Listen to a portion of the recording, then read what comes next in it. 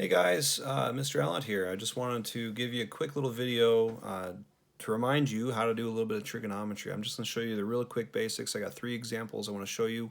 One example of finding angles, and they all behave the same way, and then 2 examples for finding sides for the 2 types that you could run into. So I hope you guys are doing well. I miss you guys. We're going to do the best we can. I'm just doing this on my phone, so give me a break if this isn't the best of quality. But and I'll try to make it quick. I don't want to spend too long on here. All right. So let me get this set up here. Right there. Okay. So a little bit of trigonometry. And we're focusing on what we call right triangle trigonometry. So you have your right triangle. Right, and remember the key is when we're doing this, you have to start with identifying an angle. All right, so whatever angle it is, either you're looking for it or you're given, it's all based on that angle. So if we're talking about this angle maybe down here, let's call this triangle ABC. Then I'm talking about angle C as my reference angle. And from there, remember the first thing you want to do is identify the sides, right? If you remember that. So the side that's furthest away, directly across from your angle of reference, that's called the opposite side or the opposite leg. And actually, usually where I start is identifying the hypotenuse. Directly across from the right angle is the hypotenuse. And then the side that's touching or is coming into your angle of reference is called the adjacent side or adjacent leg, right? So O, A, and H, right? Opposite is furthest away. Adjacent is closest. Hypotenuse is always across from the right angle. And we need those because I remember that SOHCAHTOA that we use, that acronym for helping us with trigonometry, SOHCAHTOA. Sometimes I write SOHCAHTOA like this too. SOHCAHTOA. And remember that stands for the sine is the opposite over hypotenuse, cosine is adjacent over hypotenuse, and tangent is opposite over adjacent. These are called trig ratios. And what happens is for any particular angle, the opposite to hypotenuse, when you're talking about the sine, will always be at the same ratio, no matter what the size of the triangle is, right? That ratio will always be the same. That's called proportionality. That's what we dealt with when we were learning about similarity of triangles. It's all kind of coming to a head here with trigonometry. And so if some people like it when I write it out this way, so I'm going to put sine of the angle, which we call theta most often, is O over H. Cosine of theta is A over H, and the tangent of theta is over A. So there's kind of 3 different ways to write it, but this is what's happening. These are the trig ratios. Sine, cosine, tangent is always of the angle, and it equals that ratio. In this case, O over H, A over H, or over A. So let's see our first example. This is going to be one where we're finding the angle, where the angle is the unknown. All right, so here's my triangle. And if you guys wanted to take notes and do this with me, that's probably a really good idea. Or you can just watch this video over and over if you really want to. So here's my triangle. We're going to be looking for this angle down here, so I'm going to call that the theta. That's what we're looking for. We don't know theta. Looks like our hypotenuse is 14 and this leg is 11. And so again, these all start the same way. And how do they start? Identify the sides. I already said 14 was the hypotenuse. It's because it's across from the right angle. The side furthest from your angle is called the opposite, and the side closest is called your adjacent. And so what we do is we need to identify which of these trig functions we're going to use, and that's based on the sides that we have, right? We have A and we have H. So I'm going to go up here, right? We got A and we've got H. So the O, yeah, I labeled it, but there's nothing there. It's not helpful. So I'm looking up here, which one uses A and H? O and H, nope. A and H, yep, right? We're going to be doing a cosine. Cosine is A and H. And so here's how it sets up, right? Just like you see right here, the cosine of theta is A over H. I'm going to go ahead and write it out. And then we're going to fill it in. We're going to replace. We have A is 11. H is 14. So I'm substituting in. So cosine of theta is 11 over 14. Now, here's what's the thing about finding an angle. We need to get theta alone, basically. Cosine of theta, cosine is actually doing something with theta. It's performing a function with theta, and we need to get rid of that. Just like we do with all things, there's opposites, right? If you need to get rid of multiplication, you divide. You need to get rid of addition, you subtract. To get rid of cosine, we use what's called the inverse cosine.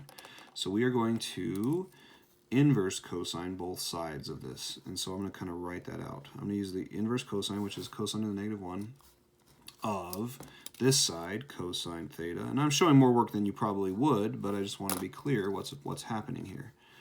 And that's going to equal, and then we do the inverse cosine of this side, which was the 11/14.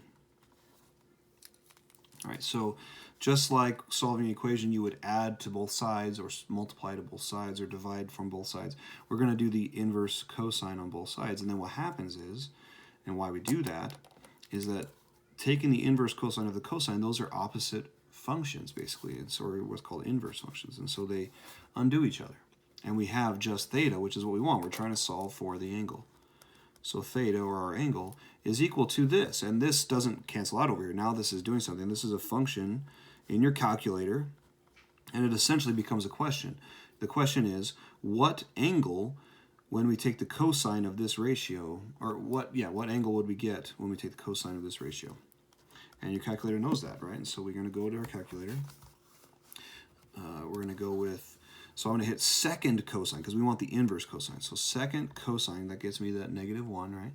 And then we're doing 11/14. Now you can use the fraction button, or fraction and division is the same. So I'm just going to do 11 divided by 14. It's the same thing. You could do over 14 or just divide by 14.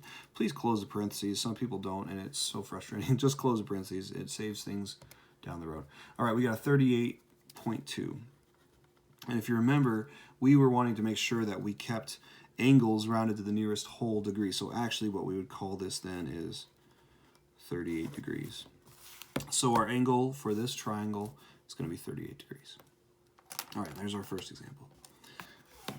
Let's go on to a second example. So now we're going to be looking for finding a side. All right, so here's this first triangle that we've got.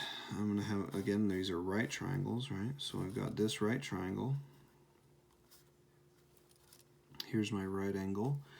We've got, there's our x, this is 20, and this angle down here is 31 degrees. Okay, just like with finding an angle, they all begin the same way. We need to identify the sides, and that's from the angle of reference. The angle of reference is the angle that we know, or in this case, the one that we were looking for, but we know angle 31. So we're going to identify, there's our hypotenuse, right? It's always across from the right angle. Across or furthest away from the 31, that's your opposite side. And then the side closest is your adjacent side.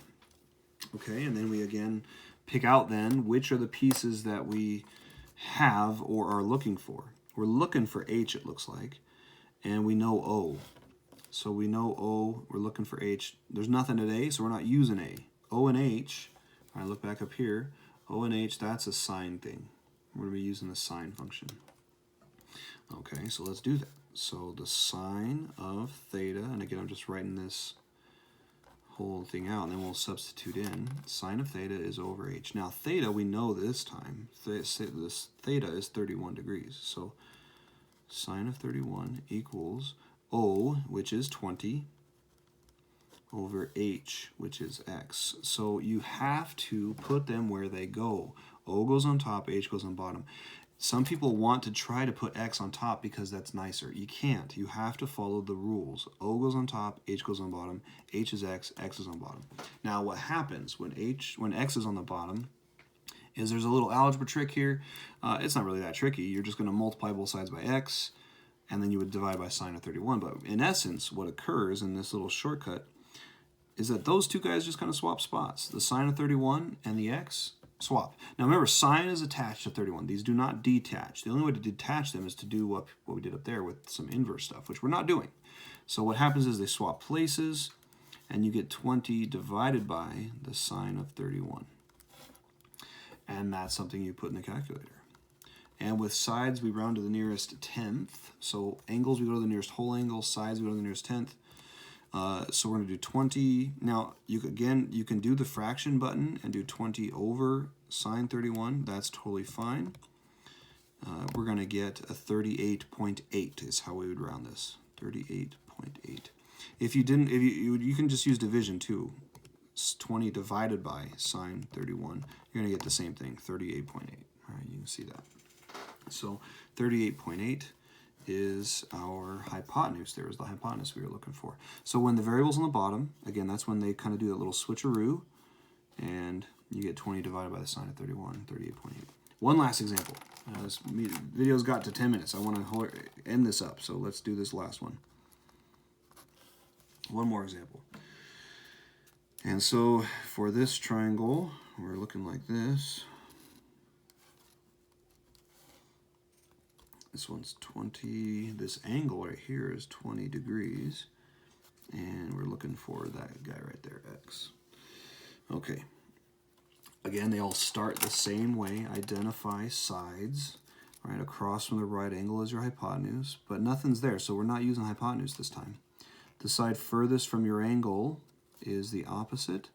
The side closest to the angle is adjacent. So it looks like we've got O and A that we're using. And if we go again back up to our trig functions, O and A, that's a tangent. Right here, tangent.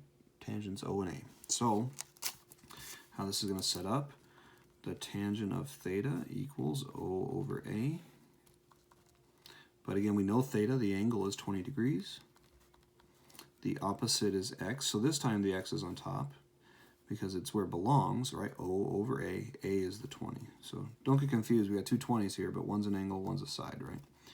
Now when the x is on top, it's a little bit even easier to solve than the last one because, again, this is an equation. I'm just trying to solve for x. And so how do I get rid of a division of 20?